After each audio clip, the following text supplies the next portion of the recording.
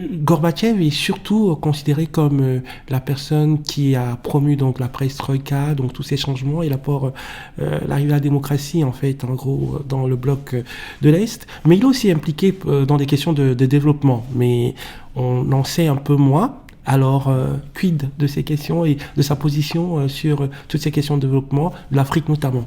Oui.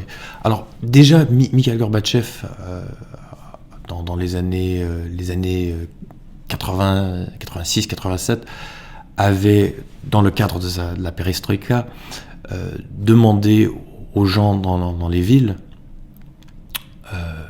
quels étaient leurs plus grands problèmes.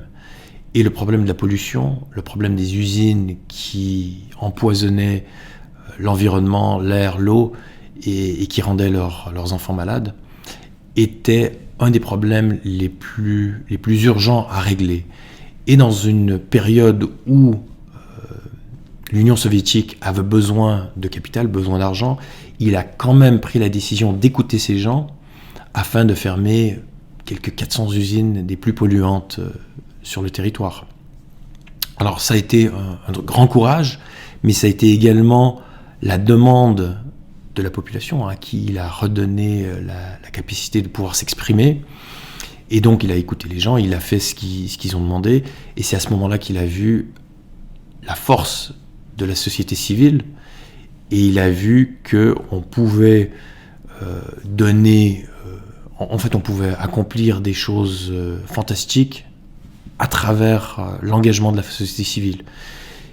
C'est une des sources derrière la création de Green Cross.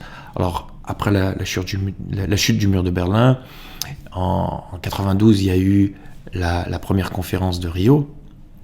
Et l'architecte de cette conférence, c'était Maurice Strong, donc le célèbre Canadien qui a réussi à mobiliser les chefs d'État, les acteurs, en fait la planète était mobilisée pour l'environnement à ce moment-là, et les délégués de la conférence ont demandé à la création d'une Croix-Rouge pour l'environnement, et comme Mikhail Gorbatchev en avait déjà parlé plusieurs fois, Maurice Strong et les délégués ont dit Mikhail Gorbatchev, soyez le leader, soyez la personne qui va créer cette nouvelle organisation. Et l'année suivante, il y a eu Green Cross qui a été créé par Mikhail Gorbatchev avec 5 pays, entre autres la Suisse, la Russie, le Japon, les États-Unis et les Pays-Bas.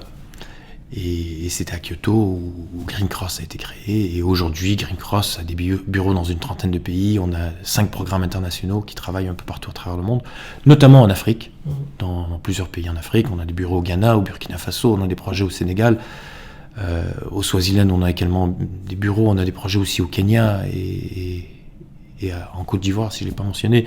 On travaille beaucoup sur la question de l'eau que vous avez soulevé tout à l'heure. Au Sénégal, on a des projets fantastiques. Au Ghana également, on travaille sur les questions de pollution, on travaille sur l'accès à l'eau dans beaucoup de petites communautés. Mais pas seulement.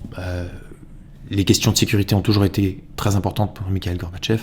Donc on travaille aussi sur des thématiques qui sont peut-être un peu moins connues dans le monde associatif environnemental, comme la question des armes chimiques. Et alors durant les dernières années, on a aidé à faciliter la destruction de 65 000 tonnes d'armes chimiques à travers le monde. On continue avec ce travail principalement aux États-Unis et en Russie.